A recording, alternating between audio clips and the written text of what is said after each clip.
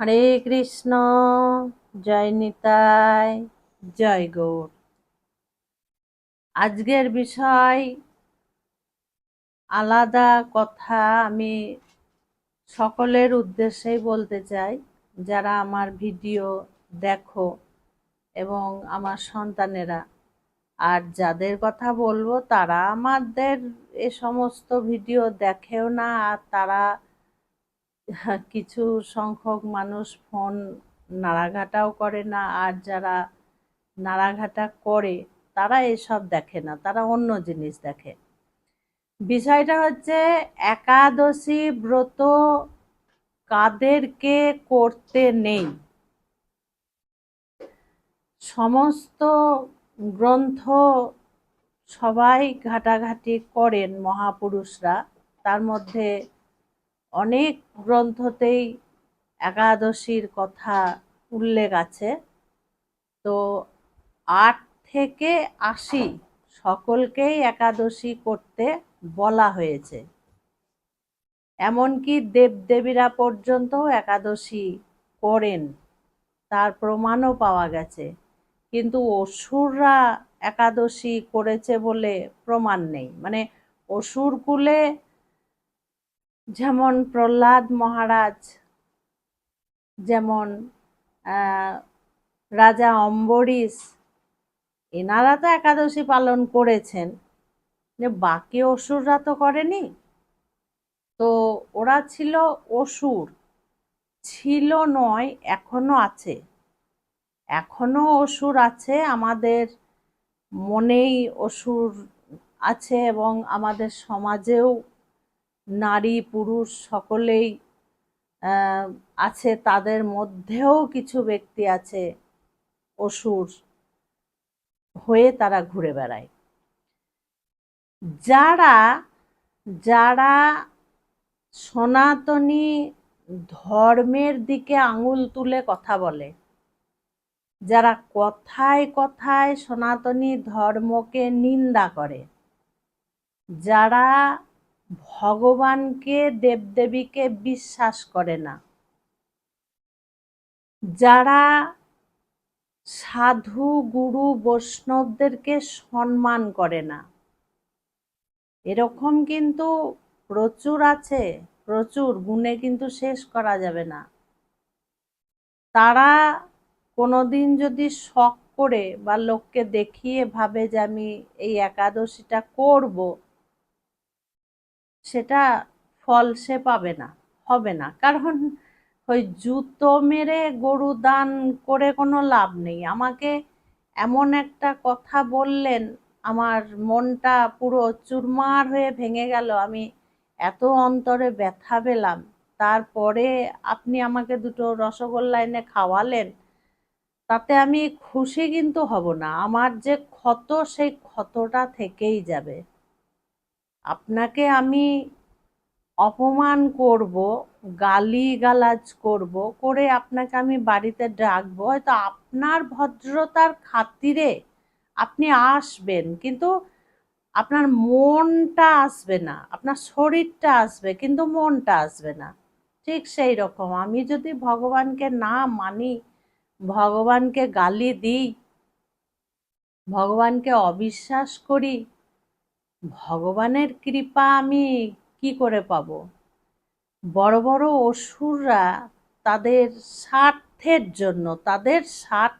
জন্য 1000 বছর ধরে তারা তপস্যা করেছে, এবং তপস্যা করে তারা ব্রহ্মা, মহেশ, এনাদেরকে পেয়েছে। তারা মানে সশরীরে সেখানে গিয়ে উপস্থিত হয়েছেন, ব্রহ্মা হয়েছেন, মহেশ হয়েছেন। তারপরে সে যা বর চেয়েছে তাই তাকে দেওয়া হয়েছে, কিন্তু সেটা অন্যায়ভাবে। তাদের তো উন্নতি হয়নি, সেই অসুর তো বিনাশ হয়েছে। বিনাশের একটাই কারণ, অপমান, নিজের স্বার্থ। ভগবান কিন্তু মানুষ কুলে যারা জন্ম নিয়েছে তাদের সবকে সময় করে দেন ভগবানকে ডাকার জন্য, সে সময়টা কিন্তু করে দেন, কিন্তু তারা সেটা কাজে লাগায় না। আমার এলাকাতেই আছে জানেন, এমন এমন ব্যক্তি আছে, এমন এমন মেয়েরা আছে, তাদের কাজ বলতে 24 ঘন্টায় কিচ্ছু থাকে না, কিচ্ছু না। তারা সকাল 6টা থেকে রাত্রির 8টা পর্যন্ত শুধু খাওয়া আর চান করা ছাড়া তারা বাড়িতে থাকে না। সারাটা দিন তাদের রাস্তায় কাটে, এবং কার বাড়িতে কে এলো, কার বাড়ি থেকে কে বেরোলো, কে কি বলল, কার বাড়িতে চিৎকার চেঁচামেচি হলো, ঠিক মানে কি বলবো, ছায়ার মতো সেখানে দাঁড়িয়ে যাওয়া। তো এই ধরনের ব্যক্তিদেরকে কিন্তু ভগবান সুযোগ দেন যে তোরা নাম জপ কর। কে শোনে কার কথা? দেখবেন যখন আমরা ভাঙড়ি দিই কোনো লোককে, ভাঙড়ির মধ্যে অনেক রকমের জিনিস থাকে, তো তারা যে জিনিসটা যেখানে সেইখানে রাখে, রেখে নিয়ে চলে যায়, মানে প্লাস্টিক, কাগজ, টিন, লোহা, এই সমস্ত জিনিসগুলো কারখানায় যায়। কিন্তু সোনা তো ভাঙড়ির দরে দেওয়া হয় না, সোনা রূপো তো ভাঙড়ির দরে দেওয়া হয় না। সোনা হচ্ছে মূল্যবান জিনিস, তাকে এত গোপন করে রাখতে হয়, এত যত্ন করে রাখতে হয়, এত সাবধানে রাখতে হয়। একটা প্লাস্টিক তো রাখা যায় না। একটা প্লাস্টিকের সম্মান তাকে বাথরুমে রাখা যায়, তাকে জলের যেখানে জায়গা, কাজকর্ম, বাসন ধোয়া সেখানে রাখা যায়, তাকে কাপড় কাচায় ব্যবহার করা যায়, তাকে ঘর মোচায় ব্যবহার করা যায়। আর যেগুলো খুব উন্নত মানের, এখন লাইলন যেটা বলছে, মানে নাইলনের যে জিনিসগুলো উন্নত মানের প্লাস্টিক, তাদেরকে ঘরে আনাজ হিসেবে রাখা যায়। এগুলো কিন্তু আমাদের বোঝার আছে, জানেন তো। ঠিক ওই প্লাস্টিক যেমন নষ্ট হয়ে যায়, আবার কারখানায় যায়, নতুন হয়ে এসে আবার সে পায়খানায় ঢোকে, বাথরুমে ঢোকে, আমাদের এই সমাজে কিছু ব্যক্তিদেরও নিয়ম তাই। এই ব্যক্তিরা জন্ম নেয় আর মৃত্যুবরণ করে, জন্ম নেয় আর মৃত্যুবরণ করে, না আছে তাদের মান সম্মান, না পায় তারা মানুষের ভালোবাসা, না জায়গা হয় তাদের সমাজে, না কেউ তাদেরকে ডাকে, কথা বলে। আবার আমি দেখেছি জানেন, তারা কারোর বাড়ি গেলে না, একদম স্রেফ ওই দরজার সামনেই দাঁড়িয়ে থাকে, উঠানেই দাঁড়িয়ে থাকে। তাদেরকে বসতে বলা তো দূরের কথা, চেয়ারটা দেয়া তো দূরের কথা, ভালো করে কথাও বলে না। তো এই ধরনের ব্যক্তিরা, আর যে সমস্ত ব্যক্তিরা জনমভর পাপই করে গেল আর পাপই করে গেল, তারা পাপটাকেই আপন ভাবলো, তাদের একাদশী করার কোনো দরকার নেই। যারা ভক্তদেরকে আঘাত করে, যারা ভক্তদেরকে অপমান করে কথায় কথায়, তাদেরও একাদশী করার কোনো দরকার নেই।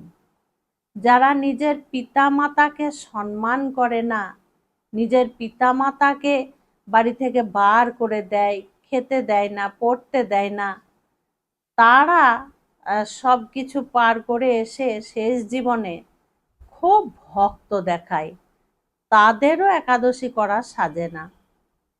আমার পরিচিত আমি বহু মানুষকে দেখেছি, তারা প্রথম জীবনে কি ছিল আর এখন তারা কি হয়েছে, কিন্তু সেইগুলো জানেন তো নিরুপায় হয়ে করেছে তা কিন্তু নয়, একদম ঠান্ডা মাথায় ভেবে চিনতে বুঝে সুঝে তারা সেই কাজগুলো করেছে। তো তারা যদি এখন এই সমস্ত কাজগুলো করে তাহলে কি ভগবান গ্রহণ করবেন? আবার তাই নয়, তারা তখনও যা করে এসেছে এখনো তাই করছে, শুধু ড্রেস পোশাক পরে তারা বৈষ্ণব হয়েছে বা সাধু হয়েছে, কিন্তু শুরুর থেকে যা যা করে এসছে এখনো তাই তাই করছে। বা তারা একাদশী ব্রত পালন করছে, হবে কি কাজ? হবে না। এবার আরো 5টা মানুষ কিছু ভক্তদের কষ্ট দুঃখ দুর্দশা দেখে তারা কিন্তু বলে যে ওই ব্যক্তি তো এত ঠাকুর ভজে, এত পুজো করে, নাম জপ করে, একাদশী করে, তাহলে ওর কেন এরকম সর্বনাশ হচ্ছে, এত কষ্ট হচ্ছে? এগুলো কিন্তু তারা বলে। তারা তো সঠিকটা জানে না। এক, সে পাপ করেছে, এই ধর্ম করছে, আবার পাপ করছে, যার জন্য কষ্ট পাচ্ছে। আর এক ব্যক্তিরা তারা প্রথম জীবনে নানান ধরনের অন্যায় করে এসেছে, কিন্তু এখন আর সে অন্যায় করে না, তার জন্য সে কষ্ট পাচ্ছে। মানে আগের যে অন্যায়গুলো করেছে তার ফল হিসেবে সে কিন্তু দুঃখ দুর্দশা ভোগ করছে। এখন যেমন মেশিন উঠেছে দেখেছেন, নোংরা জামা কাপড় মেশিনের মধ্যে ভরে দেওয়া হয়, ওয়াশিং মেশিন। তো মেশিনের কাজ কি না, কাপড় জামাকে কেচে একদম ঘুরিয়ে ঘুরিয়ে কেচে তাকে পরিষ্কার করে।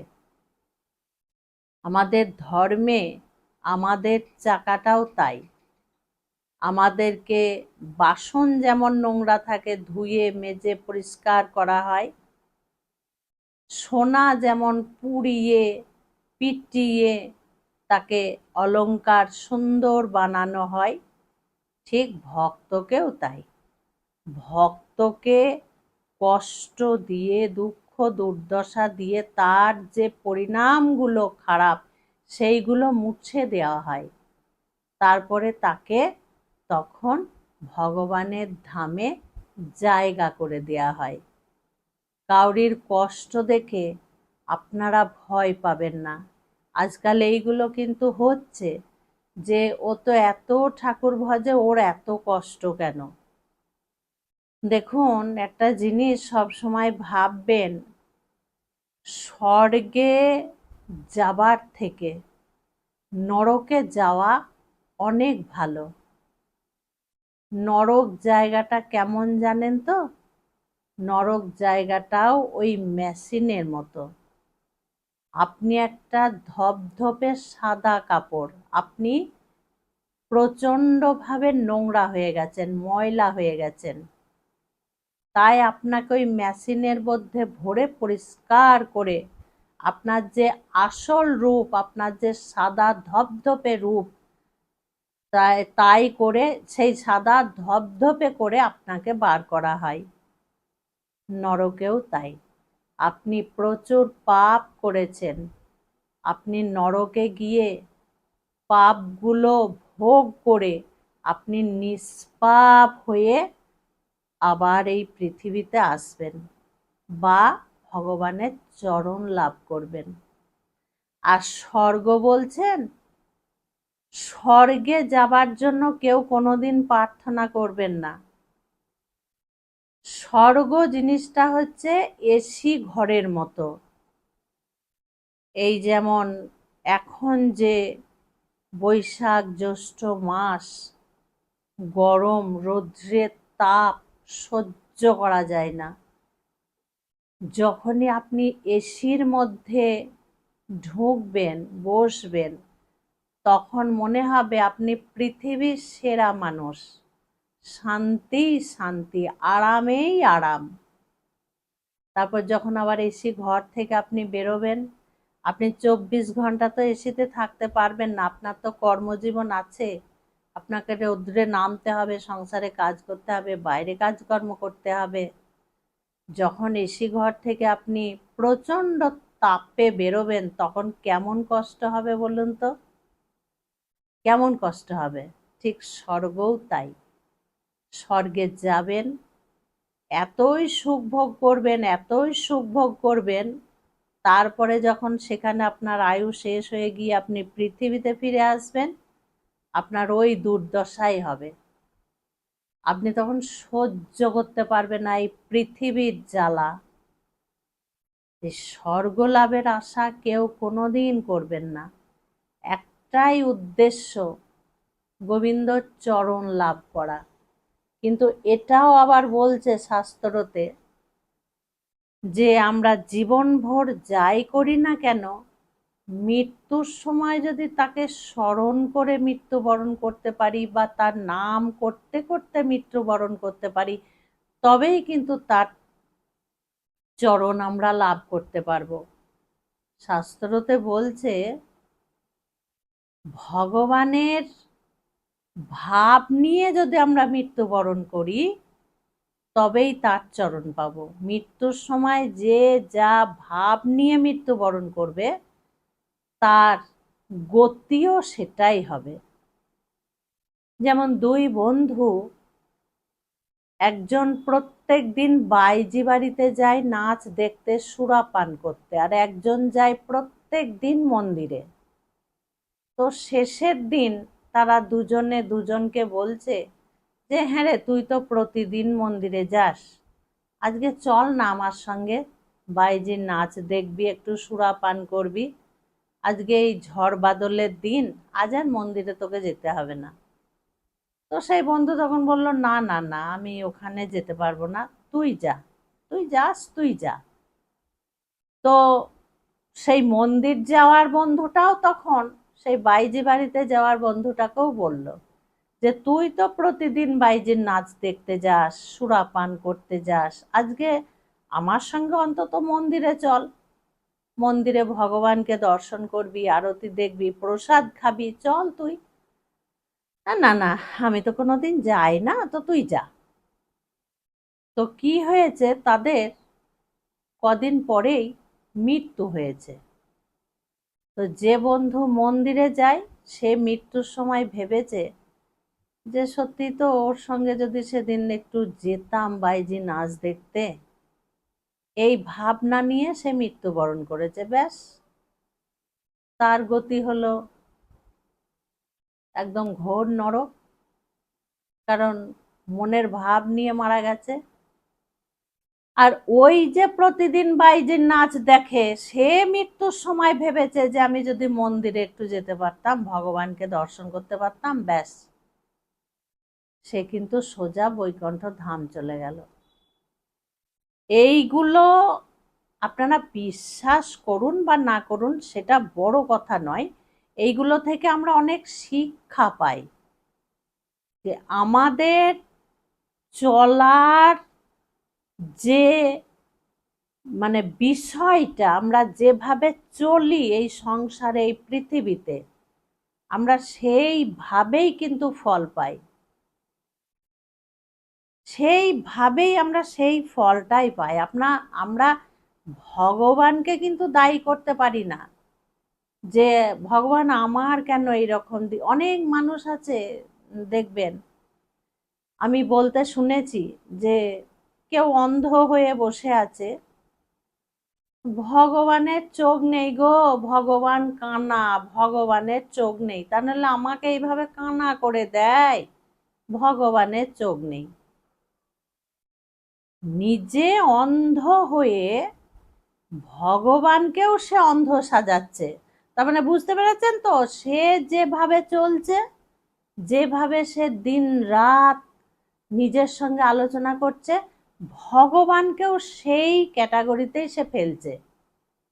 তাহলে বলুন তো, সে কি কোনো জন্মে আদেও চোখ পাবে যে ভগবানকে অন্ধ সাজায়? তারা কিন্তু ভাবে না যে আমার কর্মফল আমি ভোগ করছি। আমি নাম জপ করব, আমি হরিনাম করব, আমি ভগবানের নাম গুণগান গাইব। এগুলো কটা লোক করে বলুন তো?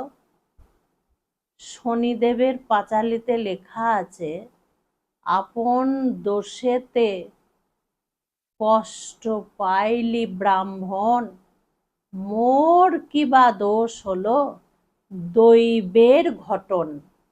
মানে দৈব কারণে তুই নিজে কষ্ট পেলি, অথচ আমাকে দায়ী করছিস। শনি পাঁচালিতে লেখা আছে। শনিদেবের উপবাস করে সে শনিদেবের সম্মুখে জলে ডুব দিয়েছে, আর শনিদেব পিছনে দাঁড়িয়ে আছে। তো সেই সময় সে ডুব দিয়ে উঠেই বলেছে ভগবান, এই বলেছে সে, কিন্তু শনিদেবকে সেখানে সে ছোট করেছে। তার জন্য শনিদেব তাকে কষ্ট দিল। এটা পাঁচালিতে লেখা আছে, যারা শনিদেবের পাঁচালি পড়ো তারা জানো নিশ্চয়। দোষ কাউরির নয়। কাজেই যারা এই ধরনের দুরাচারী, একাদশী করেও পাপ করবে, আবার সেই সমস্ত ব্যক্তিদেরকে একাদশী করার দরকার নেই। নিষ্পাপ হও, সৎ পথে এসো, তারপরে একাদশী করো। তুমি ডাক্তারের কাছে যাবে, ডাক্তার দেখাবে, ডাক্তার ওষুধ দেবে, সেগুলো খাবে না, তোমার রোগ তো জীবনেও ভালো হবে না। ভগবানের রাস্তা দেখানো রাস্তা যদি আমরা স্মরণ না করি, সেই রাস্তায় যদি না যাই, তাহলে ভগবানের দোষ কোথায় হলো? যতই আমরা হরিনাম করি না কেন, আর যতই আমরা বারবত করি না কেন, কিছুতেই কিছু হবে না। আমি একটা খুন করেছি, আবার ভাবছি আর একটা খুন করব, একাদশী করার পরেও ঘোর নরকে যাবে, কোনো ফল পাবে না, কোনো ফল পাবে না। যারা পরের সংসার ভাঙে, যে সমস্ত নারীরা, সব নারী কিন্তু নয়, যে সমস্ত নারীরা পরের সংসার ভাঙে, এক নারী হয়ে আর এক নারীর সর্বনাশ করে, তার স্বামীকে বুঝিয়ে পটিয়ে রূপ রূপ দেখিয়ে মুখের কথা বলে সেই সমস্ত পুরুষদের সঙ্গে অর্থকড়ি সোনাদানা হাতিয়ে নেওয়া, এই ধরনের মহিলারা যদি একাদশী করে, তাদের কি একাদশীর ফল দেওয়া যাবে? তারা কি পাবে একাদশীর ফল? পাবে কি? একটা মেয়ের সংসার সে নষ্ট করছে। এমন পুরুষ মানুষ আছে, এক কন্যাকে যুক্তি দিয়ে, বুদ্ধি দিয়ে, লোভ দেখিয়ে ভালো স্বামী, ভালো পরিবার, সংসার, সেখান থেকে মেয়েটাকে বার করে নিয়ে চলে এসেছে। একদম দেশ ছাড়া হয়ে গেছে, নিয়ে তার সংসারটা ভেসে গেল, সেই স্বামী পাগল হয়ে গেল, মেয়েটাকে বার করে নিয়ে চলে গেল। সেই মেয়েরও ভালো হবে না, যে পুরুষ নিয়ে গেল তারও ভালো হবে না। এই ধরনের ব্যক্তিদের কখনো একাদশী করা উচিত নয়। কোনো ফলই কিন্তু তারা একাদশীর পাবে না, কোনো বারবততেই তারা পাবে না।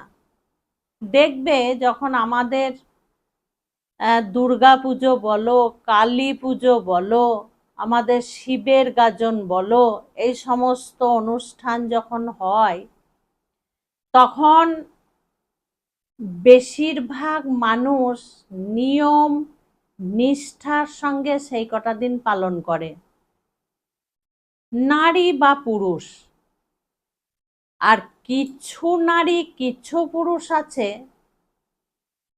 তারা সুরা পান করতে ব্যস্ত, তারা হোটেলে যেতে ব্যস্ত, তারা পার্টিতে ব্যস্ত, তারা বাড়ি ঘর পুজো প্যান্ডেল মন্দির ছেড়ে পশ্চিমবঙ্গের বাইরে চলে যায় বেড়াতে। সেখানে গিয়ে তারা পার্টি করে, হোটেলে সুরা পান করে, তারা যা ইচ্ছে খায়, তাদের কাছে এটাই আনন্দ।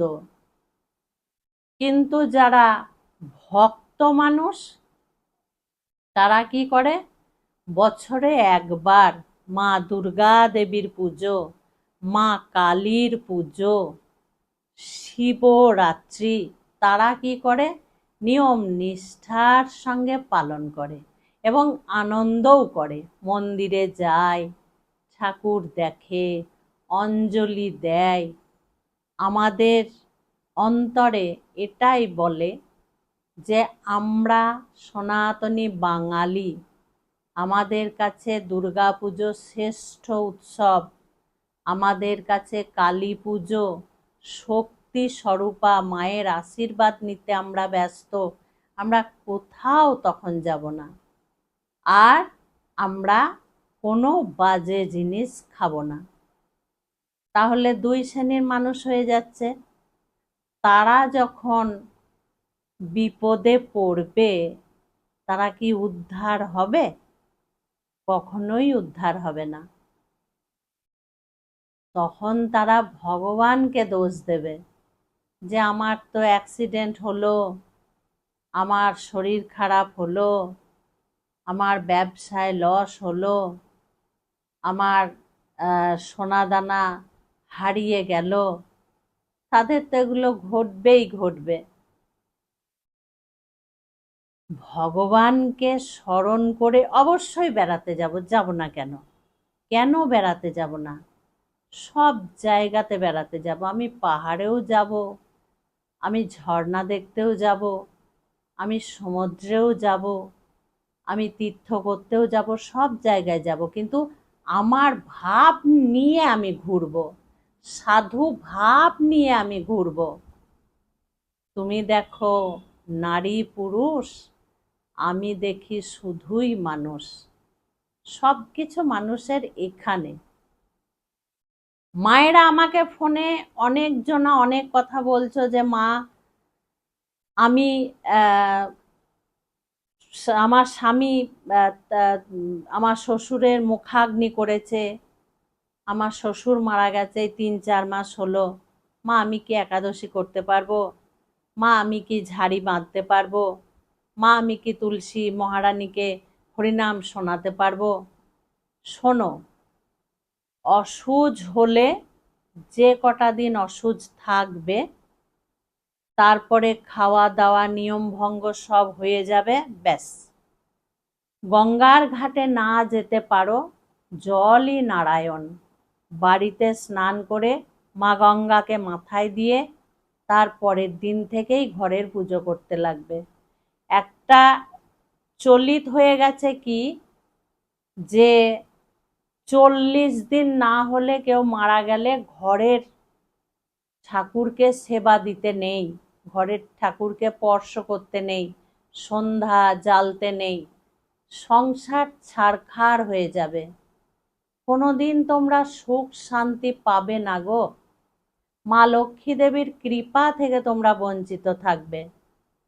এই নিয়ম কিন্তু কোনো জায়গায় কোনোভাবে কোনো শাস্ত্রতে একদম দেওয়া নেই, একদম দেওয়া নেই। এমনকি যারা প্রসাদ ভোজী, আমাকে যখন মায়েরা ফোন করো যে মা অসুজ হয়েছে কি করব, তখন আমি প্রথমেই জিজ্ঞেস করি তোমরা কি প্রসাদ ভোজী? যারা প্রসাদ ভোজী তাদের অসুজ হলেও চান টান করে তোমরা তখন সিদ্ধ বা সিদ্ধ তরকারি যাই তোমরা করবে, সিদ্ধ সিদ্ধ ঘি দিয়ে যাই তোমরা করবে, সেইটাই ভগবানকে নিবেদন করে তোমরা প্রসাদ পাবে। প্রসাদ ভোজীদের কোনো বাধা নেই, ভগবান স্পর্শ করবে না, ঠাকুরকে স্পর্শ করবে না, কিন্তু দূর থেকে ভোগ নিবেদন করতে হবে। ভোগ নিবেদন না করলে তুমি তো প্রসাদ ভোজী, তুমি তাহলে প্রসাদটা নেবে কি করে? তাদের কোনো বাধা নেই, ভগবানকে দূর থেকে ভোগ নিবেদন করে প্রসাদ নেবে। সব কথা ফোনে তো সবাই শুনতে পায় না, যে প্রশ্ন করে তাকেই বলা হয়, যার জন্য আমি কথাগুলো তোমাদের সামনে তুলে ধরলাম। তোমরা এই ভুলগুলো কখনো করো না, যে ঘরের ঠাকুরকে 40 দিন দেওয়া যায় না। শুধু যে মুখাগ্নি করবে সে এবং তার সহধর্মিনী, এই দুজনে মিলে বড় বড় মন্দিরে তোমরা উঠবে না, দূর থেকে প্রণাম করবে, বড় বড় মন্দিরে যাবে না। কিন্তু ঘরে সব কিছু করতে পারবে, শিবের মাথায় জল দেওয়া, তুলসী মহারানীকে জল দেওয়া, ঘরের ঠাকুরকে সেবা করা, আরতি করা, শয়নে দেওয়া, চান করানো, সব কিছু পারবে। এই মানে অন্যায়গুলো কখনো, আমার যারা ভিডিও দেখেন তারা কিন্তু এই পাপগুলো করবেন না। আরে তার ভাগ্যে ছিল মৃত্যু হয়েছে, এটা তো হবেই, জন্মালে মৃত্যু অনিবার্য। অসুজো পার হলো, খাওয়া দাওয়াও হলো, আমরাও চব্যচস্য করে খাচ্ছি, চান করছি, সব করছি, কিন্তু কোপখানা পড়ে গেল আমার ঠাকুরের উপরে। ঠাকুর ছোঁয়া যাবে না, যত দোষ ঠাকুরই করলো, তাহলে যত অপরাধ ঠাকুরই করলো। 40 দিন ঠাকুর থাকলো পড়ে, নিজেরা যা ইচ্ছে খাও, রান্না করো, গোষ্ঠীকে খাওয়াও, আর ঠাকুর ঘরে পড়ে থাক কোণে। এটা কখনো নয়। যারা সব কিছু ত্যাগ করতে পারবে, ভগবানকে ভালোবাসতে পারবে, তুলসী মহারানীকে ভালোবাসতে পারবে, সাধু গুরু মহারাজদেরকে সম্মান করতে পারবে, ব্রাহ্মণদেরকে সম্মান করতে পারবে, ভক্তদেরকে সম্মান করতে পারবে, সমস্ত দেব দেবীকে প্রণাম করতে পারবে, ভক্তি করতে পারবে, শিশুদেরকে ভালোবাসতে পারবে, দেশের ভালো করতে পারবে, দশের ভালো করতে পারবে, সংসার সুখের করে রাখতে পারবে, তারাই একাদশী ব্রত পালন করবে। সম্পূর্ণ ফলটা তখন তোমরা পাবে। খুব ভালো থেকো, সুস্থ থেকো, এইভাবে ভিডিওগুলো দেখতে থেকো। আর যারা দীক্ষা নিতে চাও তারা আমাকে ফোন করবে, আমি ফোনে যা বলার বলে দেব। আজ আসছি। হরে কৃষ্ণ, জয় নিতাই, জয় গৌর।